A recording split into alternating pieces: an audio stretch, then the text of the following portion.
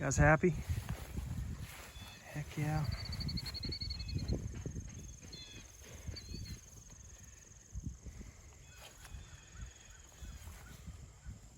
Good afternoon to you. Jason here, Birchfield Family Farm, Oxford, Ohio. Grass-fed Red Devon cattle, St Croix sheep and chickens, all within a rotational grazing system here under 5 acres. We're on about 4.75 acres is where we do our rotational grazing here on the farm. Been enjoying that process and enjoying sharing what we're finding throughout that grazing process with you as well. Appreciate you being here. I have a good word for you today. This comes from Psalm 106. Give thanks to the Lord, for he is good. His love endures forever. Who can proclaim the mighty acts of the Lord or fully declare his praise? Blessed are they who maintain justice, who constantly do what is right. We've got a very pleasant day today on the farm, low 70s. Humidity's up a little, but the temperature is nice, cool, little breeze coming through. It's that time of year. Days are getting shorter here into almost mid-September. We are still rotating here. We're on our 5th pass through the rotation. So we started in May and got this 5th pass going here at the beginning of September. We're all the way around today. We've been going through just daily moves on these 11 quarter-acre paddocks, and we're on paddock number 8 right now, getting ready to move into 9 today. Let's go do that move together, but I also want to talk about mineral today. Okay, so as we head out to the paddocks here, you guys that have been following know we have had quite a time of it with our mineral program here on the farm. We're all grass-fed Devon cattle, Red Devon cattle, and St Croix sheep. I really feel like mineral is one of those things that just often gets overlooked in a grass-fed program. There's a lot of misconception that, and I was this way as well starting out, but hey, the pasture's really going to make up for whatever we lack. Whatever we're deficient in, pasture will, kind of make up for. And I think that's a realistic expectation, or it would be a realistic expectation if we were living 100 years ago. I really believe that because the soils would have been more mineralized, and consequently then you would get more out of your grass and your forage. But you guys that have been following know our struggles here with mineral. In the beginning it was just like, oh yeah, that's kind of an afterthought really. And so we took some bad advice to heart from a feed supplier, put out a little bit of organic kelp and mix that equal parts weight with Redmond salt, and you're good. You don't need to worry about mineral. Pasture will make up for whatever, and probably some of the worst farming advice that I've ever taken to heart. We ended up losing a heifer to grass tetany. Was that just last year or the year before? I have to look that up. That might have just been last September. Anyway, Labor Day last year, had a bunch of rain come through, 3 inches or so. It greened everything up. Did a paddock move, and she just started doing the staggering and stammering. We ran her to the barn, gave her some magnesium, and it was too late. We lost her. That was heartbreaking. You go through something like that and it causes you to step back and reassess. Obviously, what are we doing wrong? What can we improve on?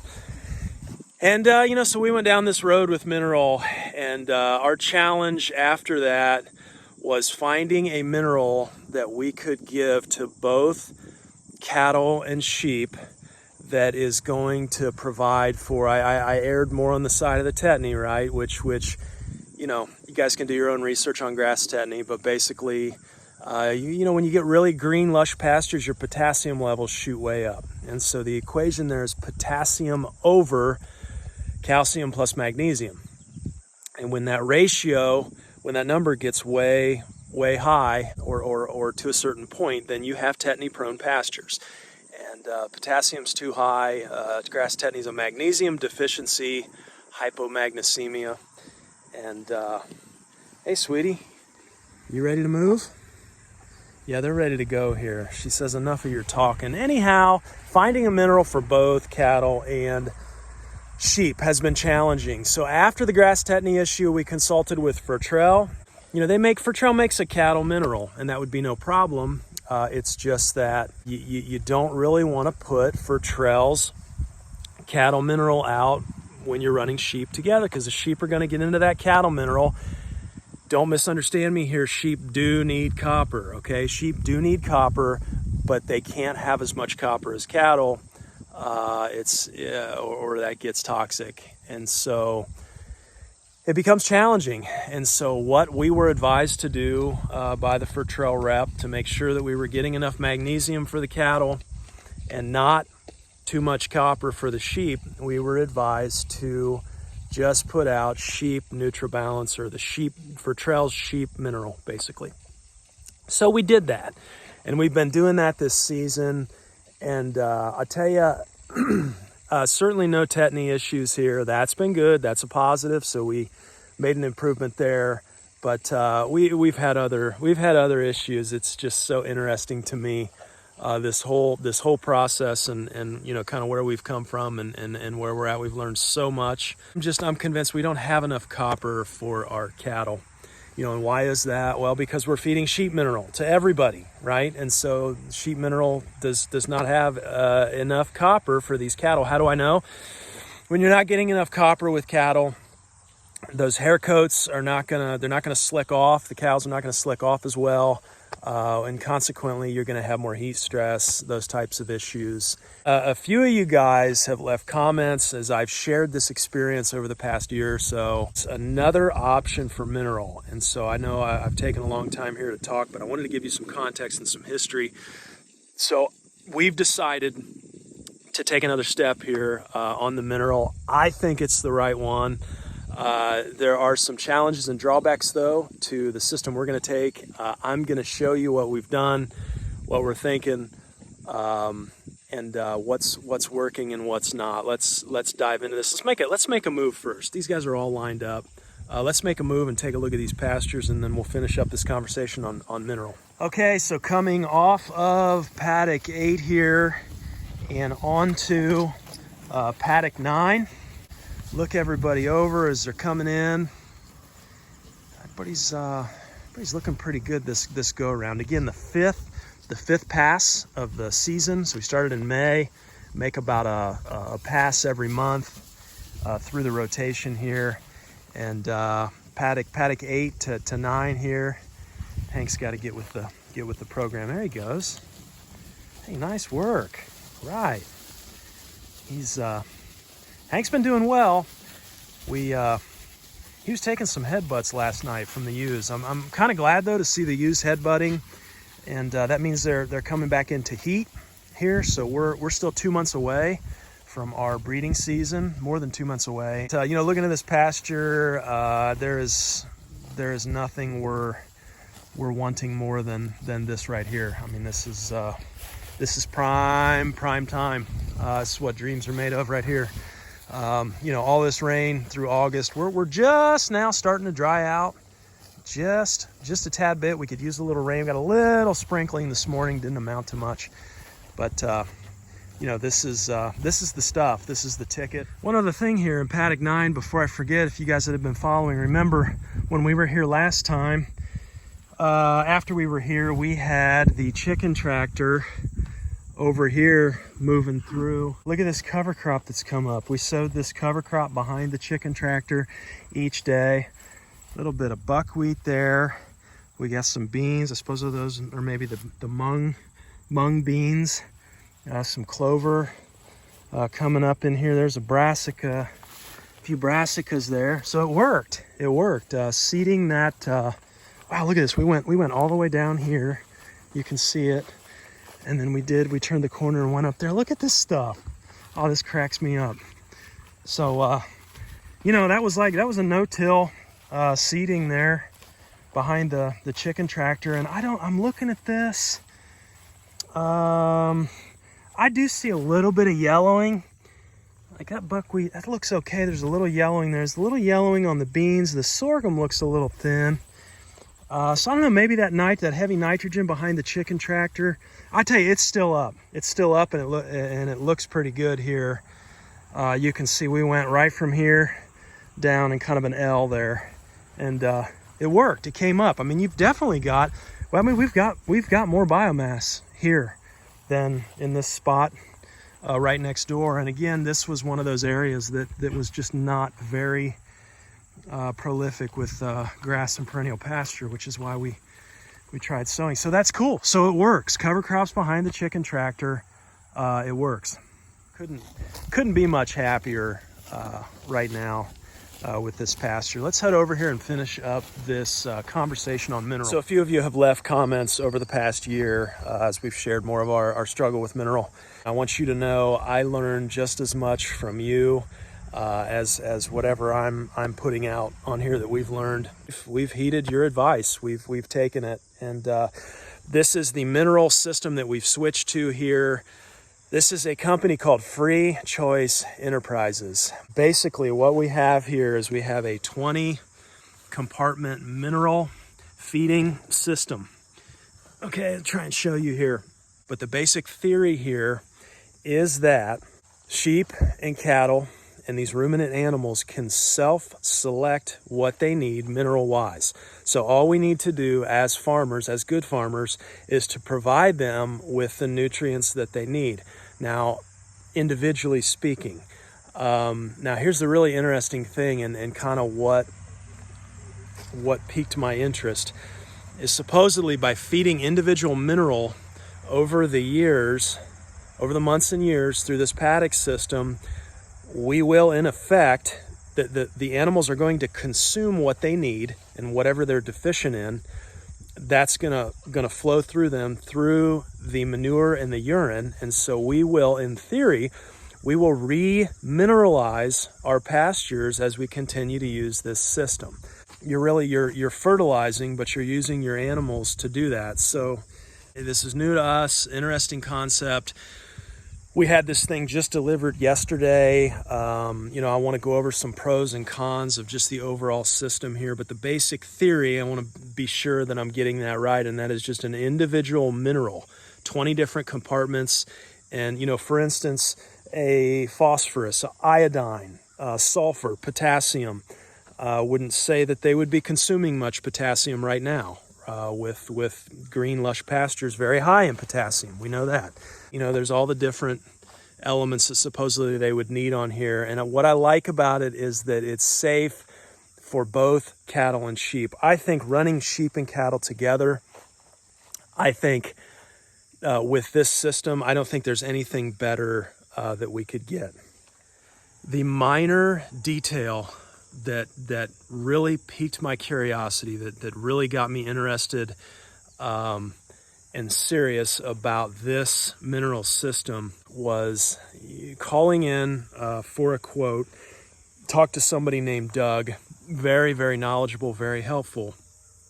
But when Doug worked up the quote, I noticed over here, you can see, they've got the minerals labeled here on this feeder, but there's a P there. And the P is for phosphorus. And I noticed on the quote, when he sent the quote over, and this is one of the things we'll talk about, but there's 19 different bags that they send you, right, full of these minerals, these individual minerals. And on the quote, there was just one of each bag, but I noticed for phosphorus, there were two. It was double the amount of phosphorus. And so I asked him, I said, well, I'm just curious, you've got two bags of phosphorus, is that a mistake?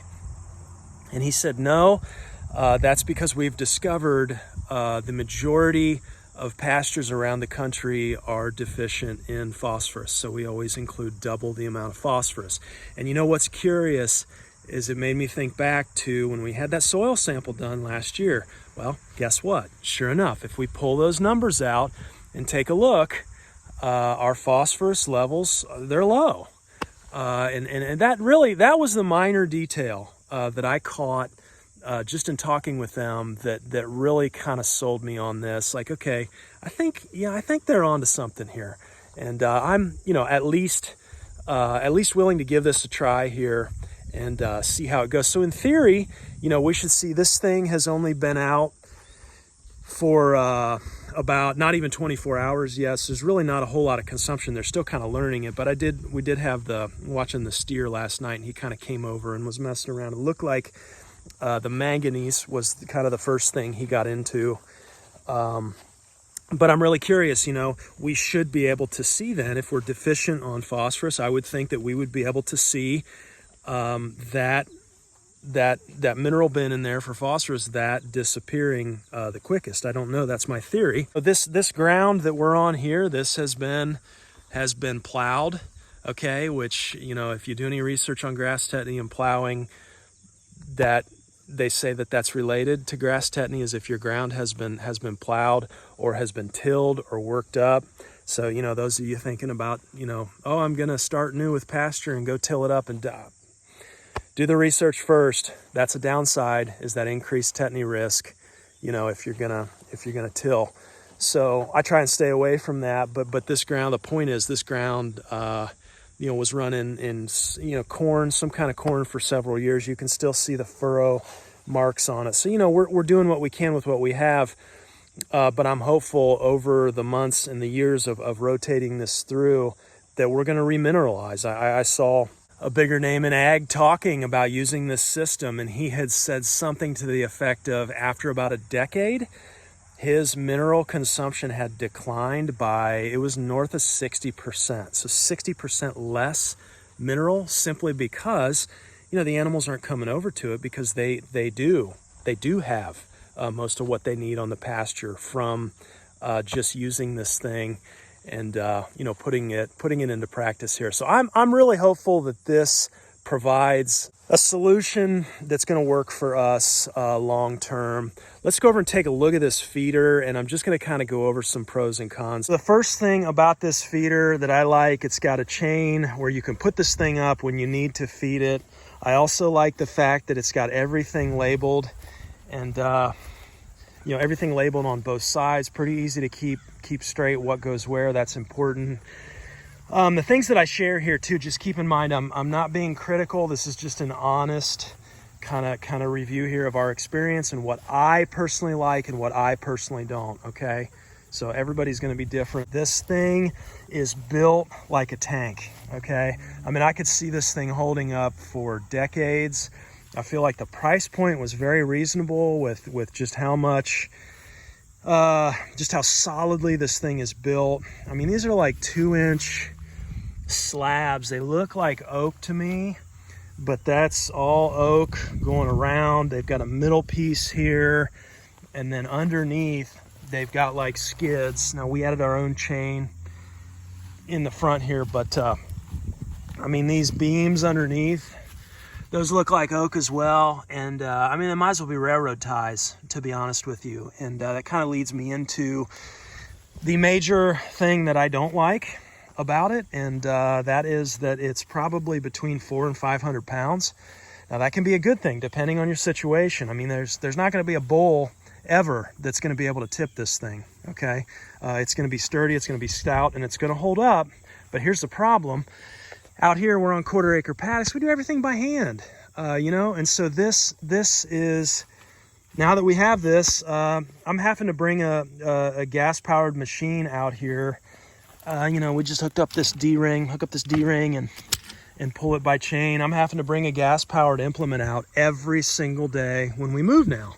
And I'm not crazy about that. I don't really care for that. I knew it ahead of time. I knew this was going to be heavy. I still, the benefits, I think, outweigh the cons for us here. The other thing is ordering this stuff in. You got 20 bags of material. It's like, what do you do with those? Keeping the rodents out of it, having a place to store it. This is all stuff to keep in mind here. I think, if I was Cargill, I think I'd be scared to death of this company, Free Choice Enterprises, because of the work that they're doing and the potential this has to completely, interrupt the livestock mineral game. I love that. I love that aspect of it. I love that they're a small business You know, you call in there, you talk to somebody. I believe Doug was the gentleman I talked to, very, very knowledgeable. Like Doug was saying, he's like, how in the world does Cargill know what your animals need? You know, how do they know your pastures? How do they know exactly what they're deficient in? They don't. You know, they don't. They're throwing the whole, and so that kind of gets back to, you know, what is the problem with mineral that's pre-mixed, and it is the fact that, you know, if your animals have a slight trace deficiency, well, they have to consume salt and they have to consume all of this other stuff to get what they need that they're deficient in, and that's throwing them off in other ways.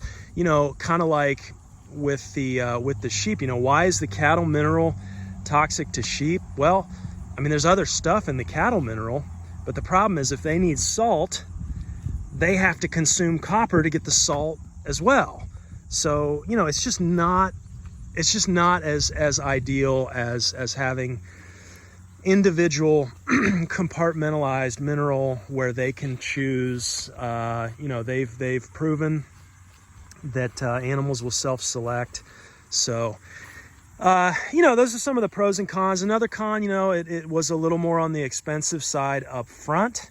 Okay, one thing I didn't like about dealing with Free Choice Enterprises, I did not like the fact that you can't find pricing on their website. You have to call in, okay?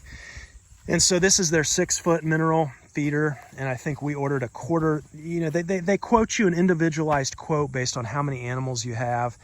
And I think this was a quarter. They sent me a quarter ton of mineral. So you've got a bunch of mineral. It's going to last, you know, for a long time. But the quarter ton of mineral and the feeder was right around $1,000 is what we paid. And that's a lot of money. You know, that's a lot of money for just mineral. You know, but I think where you got to look at it is, you know, you're not just putting out mineral, you're also fertilizing. Okay, so look at it from that aspect. Also look at it from the aspect of, I am paying for expensive mineral right now. It's just through Fertrell, and we only buy a 50-pound bag at a time. And so I think over time, I'll be interested to see how this cost compares to just the, you know, the individual mineral. I think will probably be pretty close to the same, if not a little bit, come out a little bit better doing the individual mineral here. That's kind of my feeling so far. I don't know that for sure. You know, I've watched you know, some other videos, and they say some of the farmers just burn through phosphorus. You know, once they kind of find that phosphorus bin there, they just really go through it. So we have yet to kind of hit that. Should be interesting. So you've got a pretty high cost here to get started with this thing. You've got to have some kind of a gas powered machine or something to pull this thing. You know, another disadvantage to me is, like, what do you do with, if we're going to completely get away from the individualized or from the bagged mineral that's pre-mixed? You know, what do I do with my group of rams over there? You know, like, I'm not going to buy another 6-foot feeder for rams. So that pretty much means I kind of need to reinvent the wheel here. If I want to go this route with my rams, I kind of need to design something smaller, you know, with 20 different compartments that's going to hold up in the weather. So, you know, I'm not really too excited about having to craft something else for them. I wish, you know, they offered another feeder, you know, that was smaller, that could be pulled by hand. I think they do sell a wheel kit maybe for this, but man, this thing is heavy. You know, you do what you got to do. You make the best choice for your animals and your land that you can. And you know, that's kind of our experience here. You know, we've been farming long enough now, about almost 7 years here in a couple of weeks. That's pretty neat to think about. It doesn't seem that long, yet it does. Some of you will understand that. We've been doing this long enough to know you can have theories on things, hypotheses, whatever you want to call them, but then you get out here into the real thick of things, and a lot of times it looks a whole lot different than your theories. And even if it's the best theory out there, sometimes it doesn't always pan out. Most of the time it doesn't pan out. So I'll be interested to see here on this mineral what works, what doesn't, and over time how this shakes out here. Hey, maybe you're somebody further down the road. I know you guys are out there because you helped me discover this. That's been using this for a while. Weigh in, tell us what you think. Well, here's my question. Do you think that the remineralization over time, is that actually working for you? Do you see them consuming less? Maybe you've had some soil tests done. Is it working out? Do you run cattle and sheep together? What about flurred health? You notice that increasing. I'll be interested to see. Do we slick off here? Do our cattle start looking better? There's a bin over there with straight copper in it. Is that gonna help us out? I don't know. Some of you further down the road, though, don't be shy here. Jump in. Let us know what you think. Help us out, and help others out too, because I know some folks are checking in here on the comments and learning from those as well. So anyhow, thanks for hanging with me today. Hope some of this info is useful to you. Hope you're at peace today and blessed. We're having a great day today here on the farm. We'll talk to you next time. Take care.